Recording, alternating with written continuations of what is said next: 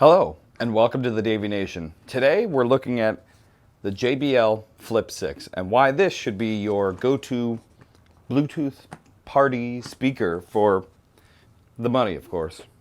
So let's put it in the bag, take it to the lake, and check it out.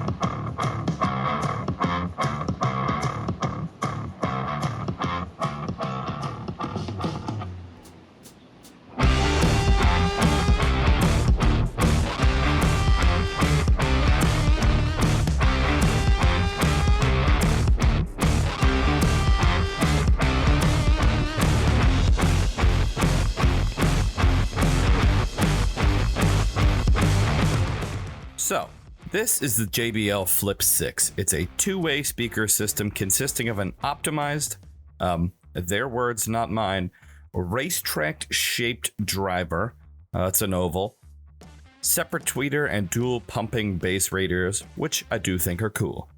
This big-sounding yet easy-to-carry speaker is waterproof and dustproof, with 12 hours of battery life in addition to a party boost button that you can link multiple JBL speakers too, but not their smallest ones. So, as a portable speaker, what does this little thing need to provide? It needs to provide enough sound per cost to be worth putting in a bag and taking with you on the weekend. So it can't be annoying to charge or have anything else you have to bring along with it. It just needs to work. And this speaker does. So let's take a look at the design here. The JBL Flip 6 is a water bottle shaped device that has two passive radiators on the side, one tweeter, and that aforementioned race car shaped speaker in the middle, which is just an oval shaped driver. It's got that mesh fabric that all of the manufacturers have seemed to figure out that that's the way to waterproof and ruggedize all of these things. It has these weird silicone ends to it with metal caps on the radiators, but I think it all feels very solid. In addition to the buttons on the back of it and top, that they feel great. They're just those little rubbery buttons that are tactile enough. Pretty much every speaker uses them at this point, but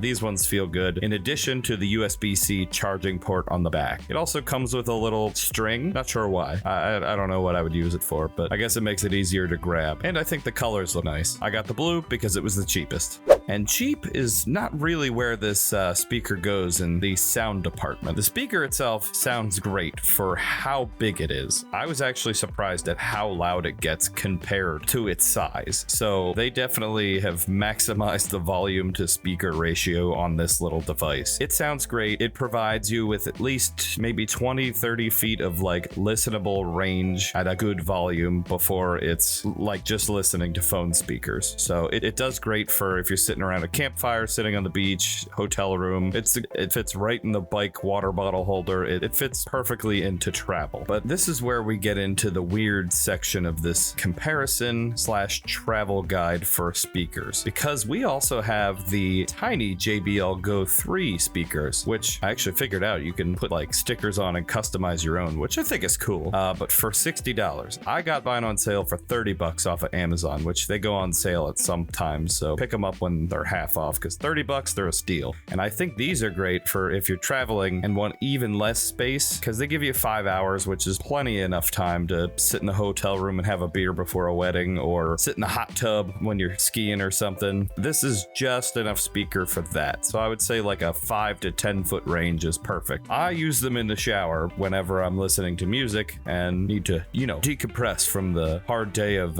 making hot dogs. But we also have the UE Mega Boom from back, 3 or 4 generations ago now. This speaker is also pretty great, but the battery is totally shot at this point, which kind of makes these items, I guess, replaceable. An item that's basically going to wear out and degrade over time because all you're doing is using the battery constantly to play music. So I wish we had a way to replace the speaker batteries, but we don't really. So this one kind of just stays in my workshop plugged in, and it's just a fixture instead of being a portable speaker anymore. The sound profile on this one, I would say, is actually a little bit better than the JBL Flip 6, but that's because of the mids. It does not get nearly as loud because it's an older speaker, but the sound profile on it itself, the bass, mid, and highs are all very equal versus the JBL Flip 6, which is a lot of low end and a lot more top end of mid and high end. So a lot of vocals and bass. So, you know, it's that generic speaker sound of it allows it to get very loud, and not having a mid-range driver in this thing really shows at very loud, like almost all the way up. You can kind of tell, but only when compared to another speaker right next to it. When you have it on your trip, you're going to be like, hell yeah, tunes. But when you're comparing it apples to something else, you may notice the difference. Honestly, I wouldn't have noticed it unless I put them on together. I was just happy that a water bottle shaped thing of this size and price could produce that much sound. So, plus the radiators are cool. So on the trip, it did very well. Between water, sand, sun, all of that kind of stuff, I didn't even need to charge it once the entire weekend. It just kind of played all weekend, which all weekend less than the 12-hour rating. So we probably played it for a few hours one night, a few hours during the day. So it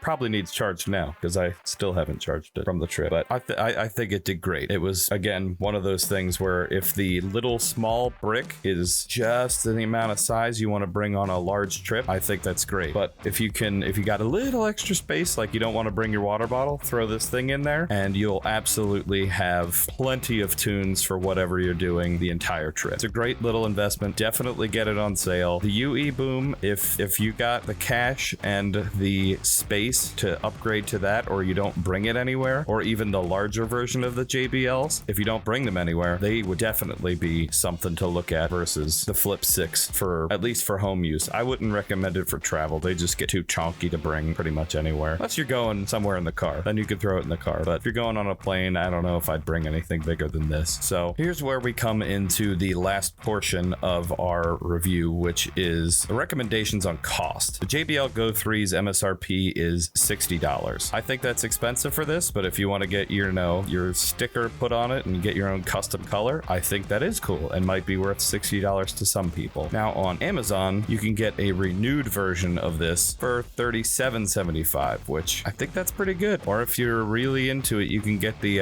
whatever the red version is for $25. For $25, I think this thing is a steal. I think it's plenty of sound for one room, or one small room, 5 to 10 feet. Just keep it right next to you. So I thought this would be a good comparison of a few different speakers on what you kind of want to think about when you're looking at speakers to take for traveling or on weekend trips with your car. So hopefully this helped. The JBL Flip 6 is $129 from their website, but you could definitely get it for cheaper on Amazon. You could get it for renewed for around $100, and I think this speaker is definitely worth it. For me, I spent the extra, $12 and got it new, because it's all about that battery and how long that's gonna last. So definitely keep all of these things in mind when you're looking for a travel speaker, because it's really gonna come down to what shape's your backpack. Are you gonna be able to fit it in the side pocket, or is it gonna take up a whole compartment in your bag? Or does size really not matter and you can throw it in the trunk of your car? Then, I don't know, get something crazy, because, being the loud guy at the beach with Bud Light and Pit Vipers on is a good thing, ? Well, if anything, it might be fun to be for at least a day. So I do hope you enjoyed the lake, because for me, it was last week. I had fun. The speaker, very well performed. And I think it's a good value for money when it comes to output and just how easy it works. The ports it has. It's great to use around the house and tied to your bike. So I think there are better sounding speakers, ones that take up a water bottle spot and don't cost that much. I don't know. It's a tough sell on something else. So I'd like to see something else, and I'd also like to build something else. I may have done that already, but I'd like to make another one. Check that video out. So stick around and subscribe if you'd like to see me try and beat this thing, which is just incredibly well put together with, garbage and some money. We'll see if that works. But that's all I have for you guys today.